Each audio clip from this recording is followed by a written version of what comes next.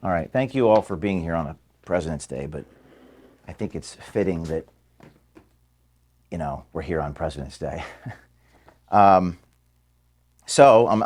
wrote these so I could get the words right, but it's obviously from the heart, and I wanted to do this in person with you all, not over a Zoom or Teams, and he's going to film it, and these are intended just for the family here at Project Veritas. This is just for us. I recognize that when you send something out to 60 people, but I'm not going to do that today. So I just wanted to tell you the truth. So I'm going to read this, and I'm going to try my best to, speak from the heart. But I did write these words, and I want to tell you what's going on. So here we go. It's going to take me about 15 minutes to do this. Journalism is reporting things powerful people want kept hidden for the wrong reasons, moral wrongs, bad behaviors, as journalists were the custodians of the public's conscience. And as we've gone deeper and deeper exposing and illuminating corruption, the lies hidden from public view, the line that separates good and evil becomes more clear. Not just in the institutions we investigate, but within one another. Throughout my 13 years doing this, our mission has evolved from simply being about exposing the truth with some hidden cameras to something more transcendental, giving people hope, right? That's what we do. And I'm going to stand here because I just feel like I'm filming a video for the audience. And as we ascended into that higher purpose, which I think we all understand that we have suffered through triumph and disaster along the way in a similar fashion to what I wrote about in my book. The first chapter was called Suffering. So the line that separates good and evil passes not through the states, nor classes, nor political parties, but right through every single human heart, to quote Solzhenitsyn. So that line in the sand becomes more clear the deeper we go in investigating these powerful institutions. So over the last few weeks, I have felt a lot of despair and seen a lot of evil, and felt overcome with various emotions over the last few weeks. You could say I've seen glimpses of heaven and hell, of darkness and light. But what I take away from these is the gratitude that I have for many of you, for most of you. And there is such goodness in so many of you that I have seen, and I am grateful for that. And the generosity and goodwill we have steadily built over the past 13 years with so many people.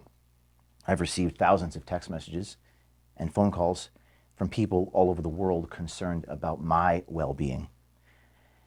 But as I was going through this process, I reflected upon my appreciation for many of you.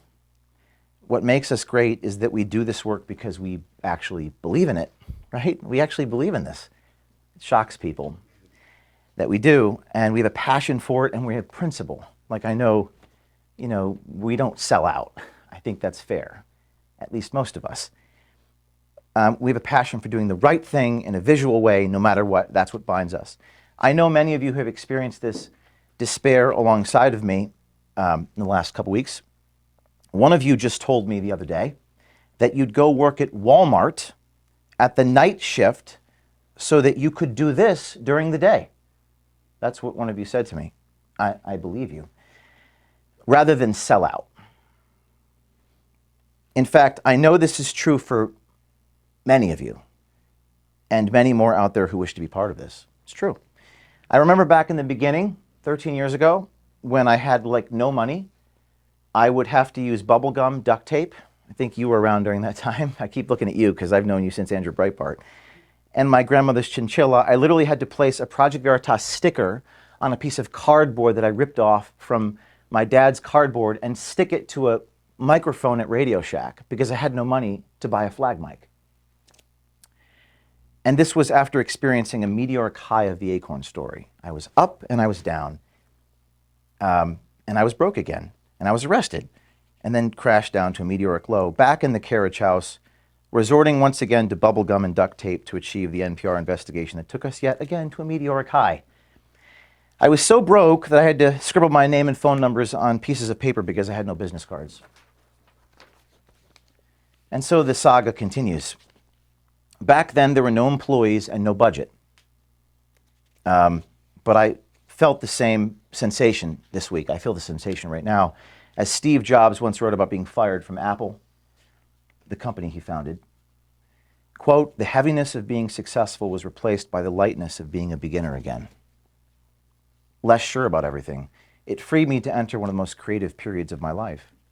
So back then I trudged on from the back of a stretch limo in DC, two guys, I was on federal probation so I couldn't be there, but two of my volunteers dressed like Muslim Brotherhood fundamentalists armed with hidden cameras. Project Veritas was born again in 2011 for a second time. A couple of donors eventually became 100,000 donors present day, 13 years later. After almost a decade and a half of 85-hour work weeks, sometimes traveling 300 days a year, I am on the road, packing multiple meetings in a day, and plenty of blood, sweat, and tears, the likes of which I could never have possibly fathomed.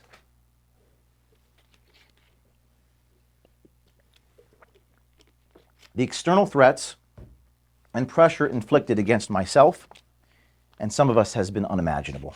I'm going to summarize them. Handcuffed by the FBI on 2 separate occasions, 12 years apart, having my phones confiscated and private information leaked to the New York Times, being placed on effective house arrest for 3 years between May of 2010 and May of 2013, being sued dozens of times, being served 2 separate criminal grand jury subpoenas in New Hampshire in the last 10 years, getting pursued in a high-speed chase by a New Jersey education union official on Interstate 80 in Passaic, deposed many times, suffered through mediation with insurance companies where they had all of our emails. They had everything. But they evidently didn't have anything on me.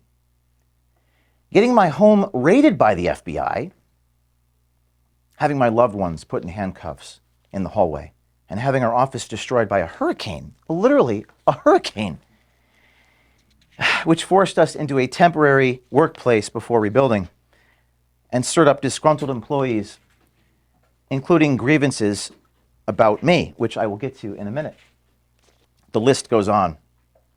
Even so, as a former board member told me 10 years ago, Project Veritas will never be stopped from the outside. It will only be because we stopped ourselves, right? I'll get to that too in a minute. Prophetic as it may be, that is exactly where we find ourselves in the situation today.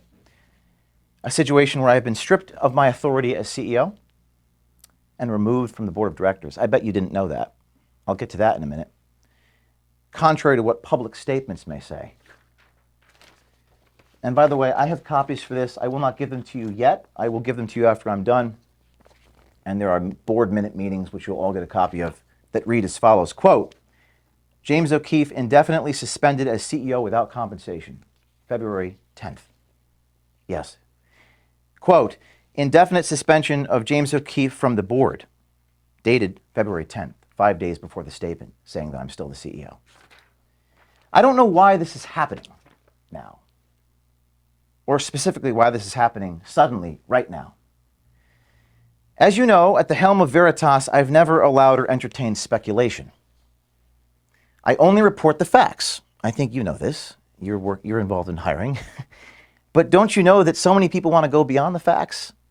I'm adamant that I'm only going to stick to the facts. So much so that sometimes we don't hire people if they want to pontificate and opine about what's going on in society. And I've had people leave because they don't agree with this vision, okay, of what a journalist ought to do. But fortunately, I have recordings and documents to back up everything I'm about to tell you. So everything I'm about to tell you, I have documentation and proof. So you don't have to say I wasn't there. You can listen to it and watch it for yourself.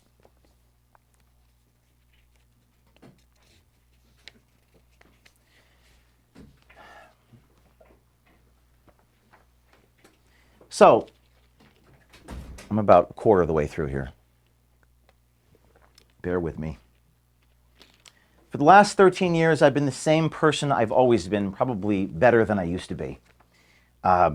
These are adjectives some people used. Tough, hard-charging, driven, creative, exacting. I have extremely high standards and somewhat disorganized. I don't ask you how your Thanksgiving was, okay? Or the names of your siblings, although a good leader probably should. I don't do that. I ask a lot of you, but I don't ever ask you to do anything I haven't myself done and continue to do.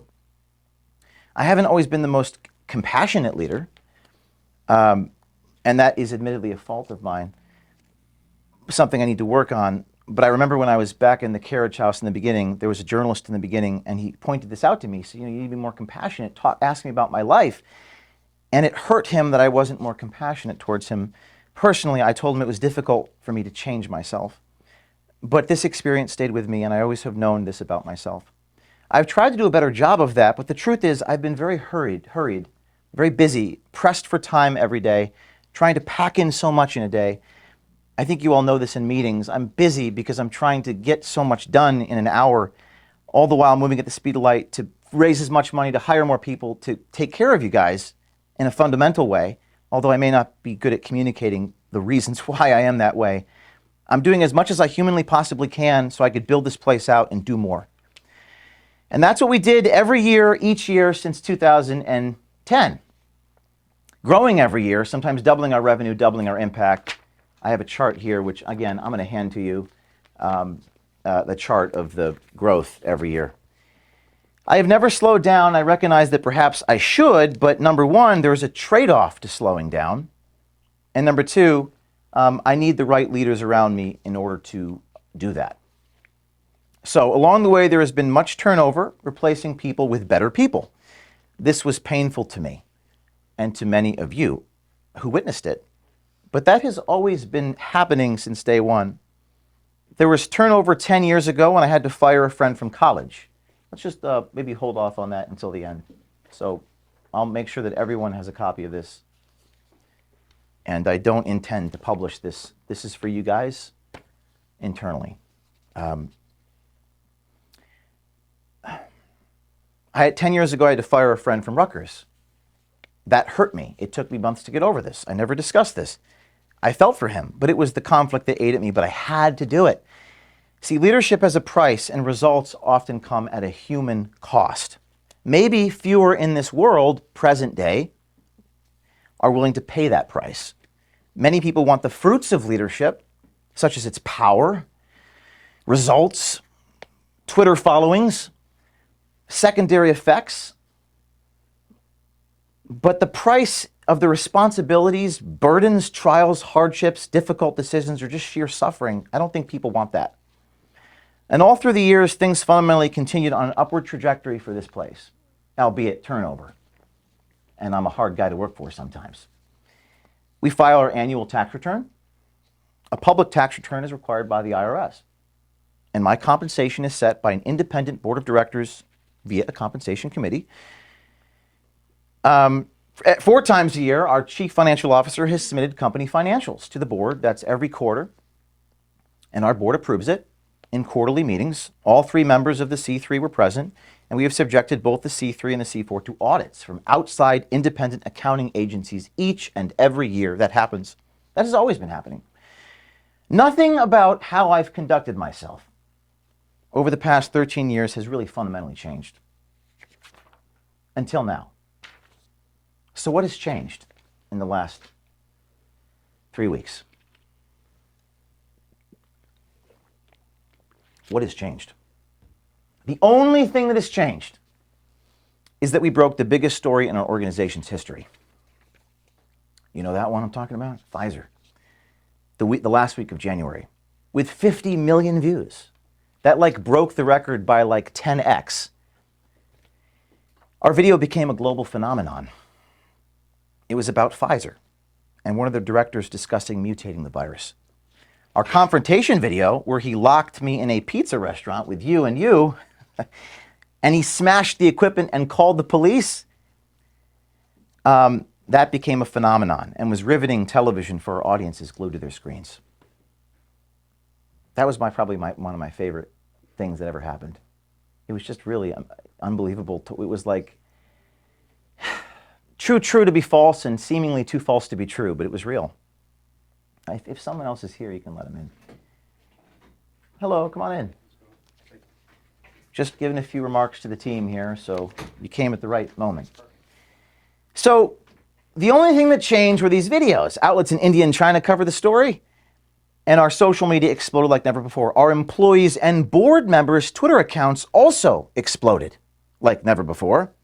Pfizer even put out a non-denial denial, like you always capture these things, where they basically admitted they were mutating the virus, albeit they buried this admission in jargon. But it was still an admission. And it was extraordinary that Pfizer responded to us with an admission, not denying that this guy was who he was. What an amazing turn of events. That is the only thing that's changed in 13 years of me being who I am.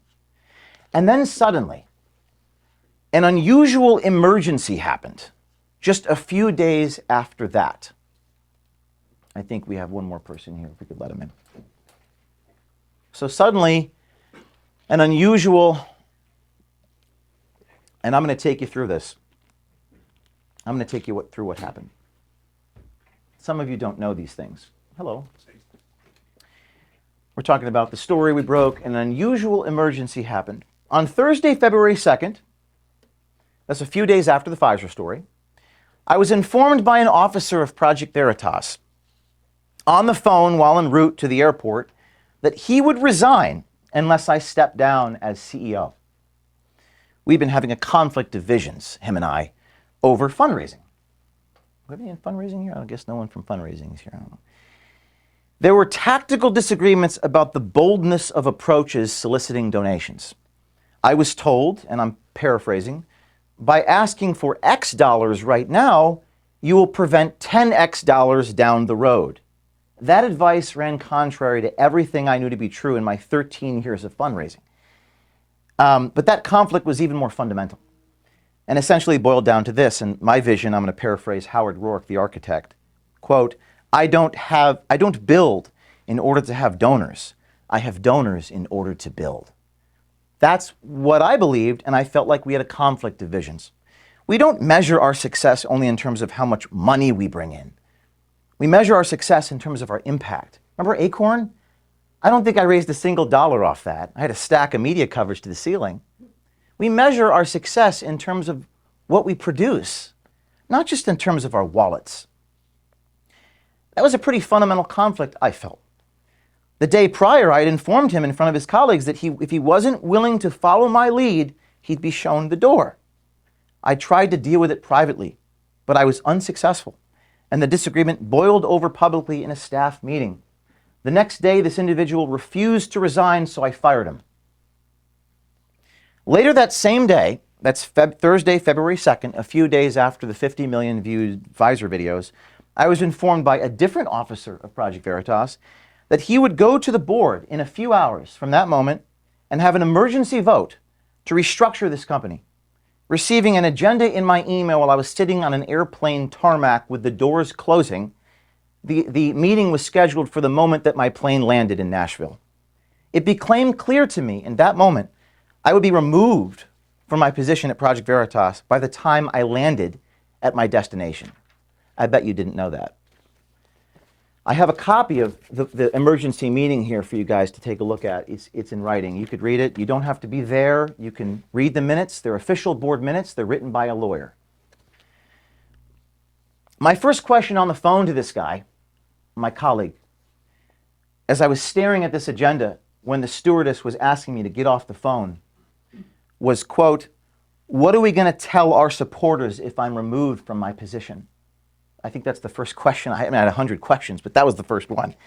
My colleague, who is an officer of Project Veritas, responded by saying, our supporters wouldn't have to find out.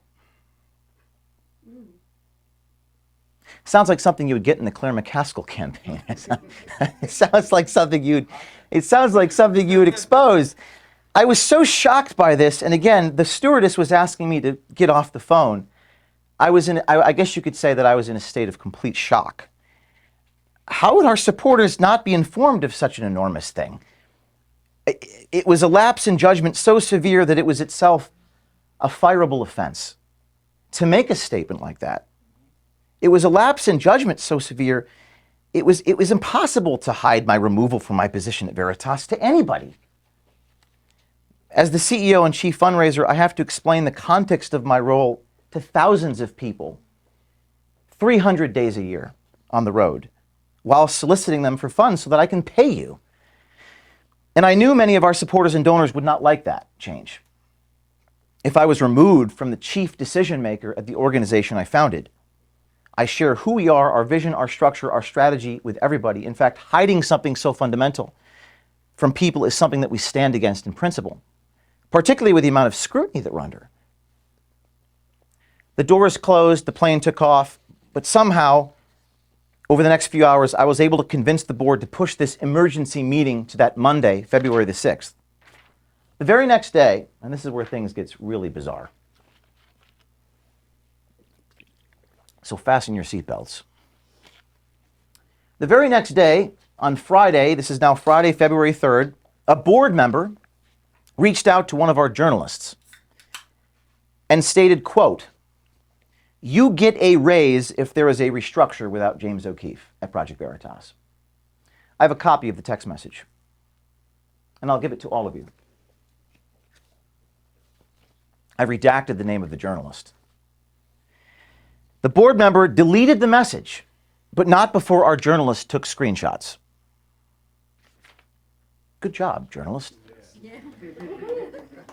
On Sunday, February 5th, now that's Sunday, 2 days after the Friday, a board member requested my presence at his home. He informed me, quote, "You had nothing to do, James, with this Pfizer story," unquote. Perplexed by this, I took out my iPad and showed him a video of myself confronting the Pfizer executive, which had 11 million views on YouTube. He responded, quote, "But that was after the undercover video had already been done," unquote. I pointed out that the brave journalist, and many of you know who this person is, I'm not going to name anyone, who recorded the interaction was someone that I had to sit down over a year prior, remember, over dinner, for hours, talking off the proverbial ledge, insisting he take the long, arduous road to get the story about Pfizer, and indeed he did. The board member, responding to me saying that, said he did not know that, and admitted that another board member was persuading him to the contrary. In the meeting, we're fast forwarding to Monday, 2 weeks ago, on the 6th, I offered an apology letter to the board for my tone of voice in the office at the leadership meeting the week before, that I intended to also share that apology for my tone of voice with our staff. But the board refused to accept my apology, nor believe that it was sincere. They also did not support my sending it to the staff. I imagine many of you didn't even know that I drafted an apology.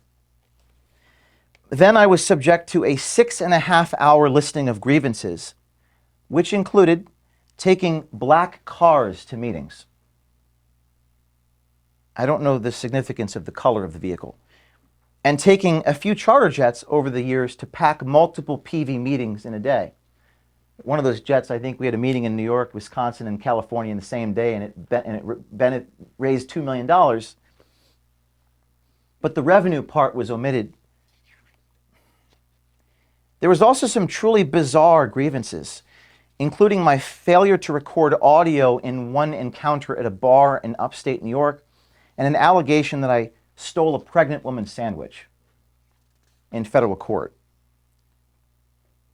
There were also discussions from a few staffers with donors in the boardroom. Donors were listening to some of this, and some of these were sent directly to donors without my consent. Donors who have no knowledge of my personal life and have no business asking questions about my personal life, about girls I've dated in the past. A fundraising colleague relayed, and again, this is going to start getting really strange, but this board meeting was video recorded. We'll get to that in a minute. A fundraising staffer relayed, quote, "concerns about my behaviors regarding videos where I, quote, literally chased a Twitter executive around New York." By acclamation from all of you, in 2022, that video about the Twitter chase was one of our most successful videos. But yet, your colleagues in a boardroom were expressing concerns about it. Every board member previously communicated their love of that video, but none pushed back in that moment when the staffer criticized it. Why? The attacks were so severe against me personally in that boardroom, and again, this is all video recorded, and I suggest that you ask for that. I will not provide that to you. The attacks were so severe that one board member asked, quote, "Is there anything James O'Keefe is good at?" That's what your board member said. Oh, and by the way, this meeting was video recorded. I'm going to keep saying that. You may want to ask existing board members if they want to share that entire video with you. I suggest you request the entire 7-hour or so video to see for yourself what actually happened. You don't have to have been there. You simply need to watch the video and hear all of the testimony. After the 6 hours, I was asked what I had to say for myself. I was given about 10 seconds to respond, and then I was dismissed. Then, and I'm reading from board minutes drafted by lawyers who are taking a record of what the board members said and did, a vote was called to strip me of all of my authority and decision-making at this organization for half a year. That's 180 days. Again, it's in the board minutes. You'll have a copy of it. It says, quote, "The CEO's ability to make these decisions suspended for 180 days with such power transferred to the executive director. The executive director reports to the board. The CEO is placed on leave for 2 weeks, and the CEO's access to donors is restricted. So I can't talk to donors. I can't raise money." Let's see. Okay. My first question before I was dismissed, I asked how the remaining team will manage the company and what the plan was. That's something you had said. What's the plan? But they didn't provide one. It was clear they didn't actually have one. And then I was dismissed. So I went off the grid as requested. Went hiking with Kennedy in the mountains. Within a few days of going off the grid, I started receiving missed calls and texts from the same board members and officers who demanded I be gone. They informed the staff that they're waiting to hear from me. I found that odd. There was a corporate resolution demanding that I be gone for 2 weeks. I was a little worried about violating the corporate resolution, wouldn't you? This was while I was commanded by a motion of a board to be literally gone on paid leave for 2 weeks. And then an officer at Project Veritas took a screenshot of my read receipts of text messages and distributed them to you, saying, quote, "You owe your team a response. Please allow communication." This was during the time when I was required by the board to be gone. Then, it's going to get stranger. Then, and again, I'm going to give you copies of all this. Then, on February 10th, you guys don't know what I'm about to tell you, another board meeting occurred. Again, I'm gone. With the meeting's minutes reflecting that they had indefinitely suspended me from the board. By this time, they had stripped me of all of my authority as CEO. During the time I was on leave, they kicked me off the board. So I can't be a CEO if I have no authority. I can't make any decisions. I'm not allowed to access any donor names. I wasn't even sure what my job was or if I even had a job. Right now, I actually don't. I'm not sure what my job here is.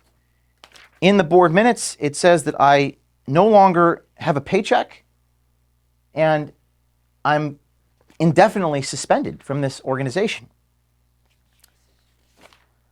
5 days later, after that, on February 15th, a statement was put out by this organization, by this organization's executive director, saying, quote, "James has not been removed from Project Veritas." 5 days after they removed me from Project Veritas. "James is the hardest working person I've ever met. Those who know him know he will not take time off unless forced to."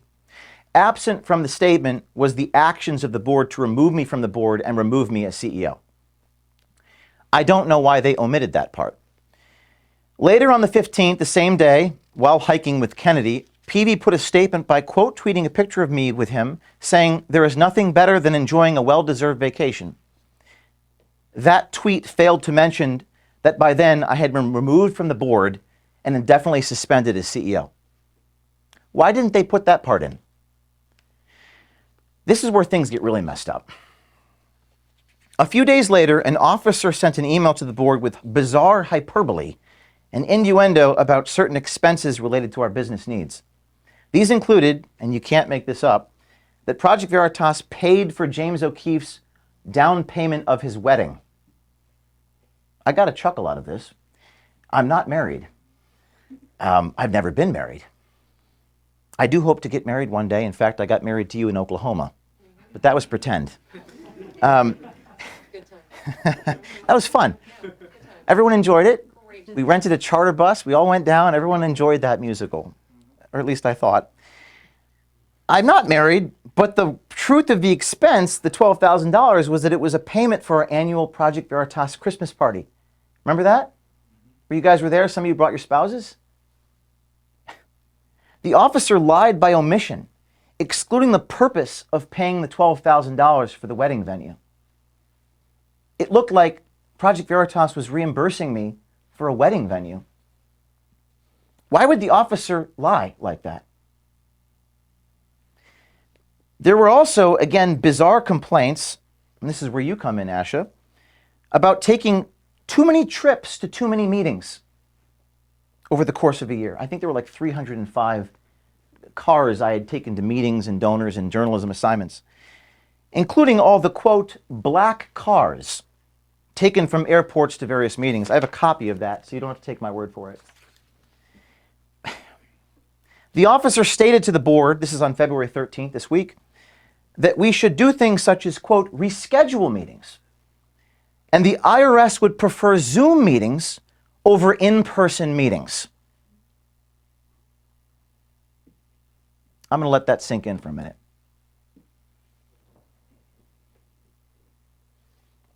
My lawyers got a real laugh out of that one over the last couple of days. And again, I have a copy of these. You can read them for yourselves. The wedding, there's a line item here. It omits the purpose of the expense. It was for a project. You were there. You were dressed in your amazing Christmas clothes. I remember it was beautiful. It was like a Christmas PJ blazer thing you had on. That was that one. You were there. Yes. It wasn't a wedding. It wasn't a wedding. Thanks for bringing the outfit. It was a great outfit. I remember that was what I remember from that. And we sang "Oh, What a Beautiful Morning," but it wasn't. I didn't get married. It was a Project Veritas Christmas party. Not that I saw. Our Christmas party this year cost about twice as much. That one was about $12,000. Okay. And I have the line item here that sent to the board about the black cars. Too many car trips. And by the way, Zoom meetings over in-person meetings is not how you raise money and not how you conduct your journalism. It's hard to get the content over a screen. Ask our journalist if that works to produce a story. In fact, I would maybe ask you guys to ask these guys how you're supposed to do your jobs without taking, quote, black cars around. I don't know how I can do my job here if I can't transport myself around the United States. It actually doesn't make any actual sense, does it? None of this makes any sense. And why is it all happening right now? Those are the questions I have. I don't have answers. You guys are journalists. Maybe you can go find the answers. I don't know. After this series of events, I wrote a letter to the board on February 16th with the proposal. Many of you have not seen this, but this is what I sent to them, which I guess they haven't shared this with you, but I'm going to share it with you now. With a proposal that the board members resign by the end of this past week. We're now past that point, or I'll be forced to walk away. And this is what I wrote.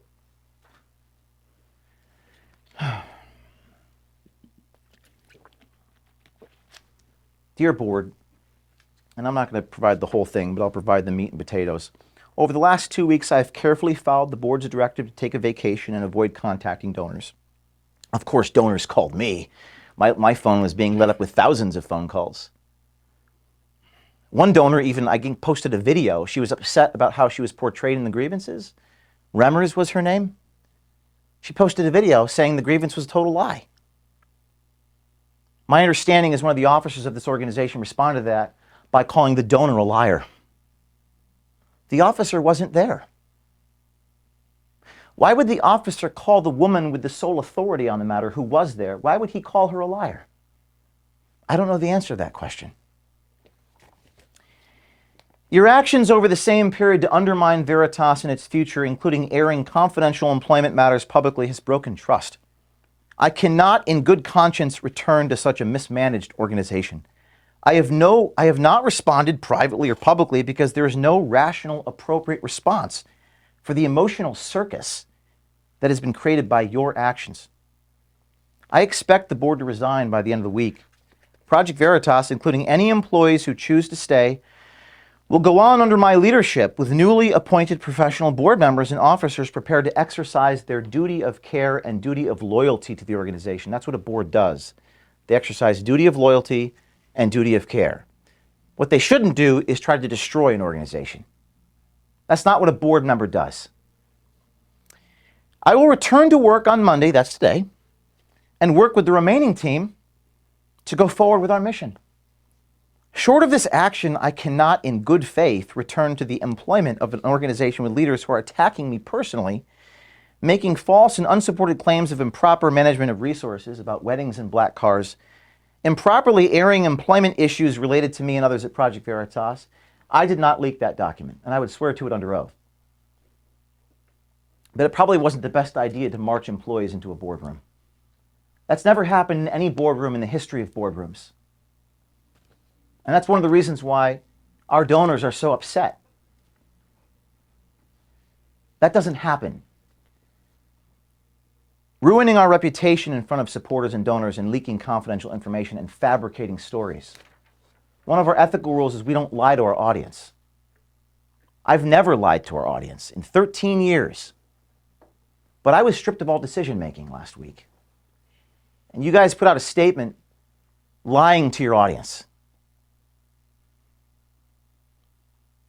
And there's nothing I could do about it. Because I was stripped of all my decision-making. I was removed from CEO. I was asked to be gone until the 20th. It is now the 20th. I asked the board to resign for their conduct, and they did not. So currently, I have no job at Project Veritas. I have no position here based upon what the board has done. So I'm announcing to you all that today on President's Day, I'm packing up my personal belongings here. I don't really have much in this room that belongs to me. I guess a painting, a diploma, some personal things. It won't fill much. Maybe it'll fill my Kia. I'm packing up my personal, I'm sorry, I'm getting emotional, from headquarters, and I'm intending to start anew. I don't have the answers to why they've been doing this, or why board members were going directly to employees to collect grievances on the week of our biggest story ever. Or why our board members were going to employees directly to discuss removing me from this organization, even saying I'll give you a raise if James is removed. That might be illegal. I don't know. But why would they do it the week of our biggest story ever? But I'm confident that those reasons and motivations will come to light. To borrow an old expression, the public has a right to know what has happened here and why there was a concerted effort to remove me from the organization I founded the same week of our biggest story ever had. Almost done. This is very difficult. And I'm filming this for the staff. You know, sorry you couldn't be physically here, but this is for internal distribution. My dear team, I do love many of you. I never said it, those words, but I'll say it now. I want to go back to the beginning of what I said and express how important so many of you are to me, how I still believe we have a long and bright future together somehow, some way, and to share my profound appreciation for many of you. When I left the office, and this is where I'm going to get emotional, so please forgive me. When I left the office on February 6th after being stripped of all my authority, I saw my father and gave him a hug, realizing just how honest and real of a man he is. Both my parents are as genuine and down to earth as a son could ever have. It's true you never really know someone until you go through hell with them. You see, back in the carriage house 13 years ago, the feds would come to my home to make sure that I was inside my house, administering random drug tests and rifling through my expenses to make sure I wasn't lying about the strawberry ice cream I bought at 7-Eleven. And I didn't have any money, but they went through my debit card statements and tried to get me to sign things to prove I wasn't lying. There were federal agents showing up at my parents' house. There were no donors. There were no supporters. And I was not trending on Twitter. My father went through this hell with me and stood up to those bullies on the front lawn and told them to stop harassing our family. And at that point, that's all I had, was him. I was otherwise completely alone. I will never forget that. Now the good news, we're no longer alone. We have millions of Americans who also know who I am. In fact, sorry. All right, we're all trying, boss. In fact, you have, and we all have watched their overwhelming support. They see the truth. They know who I am. I also know many of you know who I am, and you know what's right, right? You know, you're people of principle here. People in this room. And this now may be your moment of truth. One of you called me from a closet the day of the 7th after I was suspended, the day after I was let go, and you were crying. I never heard that tone before. I told you it was going to be okay. You were afraid of what was happening here. You said, this is really hard to take. I can't take this anymore. I told you that I struggled alongside you, although I wasn't physically there. I told you that I loved you. A number of us told each other that we loved one another. It was the first time I've shared that sentiment with a colleague. It was a very real moment, a very beautiful moment, a touching moment where we were bound together. Many of us were really bound together in that moment, and I was grateful for that. I recognize just how honest and real many of you are in your souls, that you are amazing people. We have some really amazing people here, with men with brass balls and women with the courage of a lion. And it really, what I drew from this experience is the gratitude that I have, for so many of you. And as I was going through this horrible pain, where I lost 8 pounds and couldn't sleep for 5 days, I was actually overcome with this amazing gratitude. True story. I was really feeling it, and I'm grateful for that, because I've experienced something I never have, because I saw the goodness in many of you that I did not previously see. So I amend the statement that I made in the beginning of this. The statement I made before was, Veritas will never be defeated from the outside, it will only be defeated from the inside. That's actually not true. No. The only way to defeat us is if they take our spirit. And from the looks of things, many of us remain completely undefeated and unbroken. So, our mission continues on. I'm not done. The mission will perhaps take on a new name, and it may be no longer called Veritas, Project Veritas. I'll need a bunch of people around me, and I'll make sure you know how to find me. And I'll quote when you invited me to New York City and did that little stand-up, how fitting that from Shakespeare, quote, "And this story shall the good man teach his son." We few, we happy few, we band of brothers and sisters. So with that, I'm going to collect my things. I'm going to load them into my car. And I hope to see some of you soon. That's it.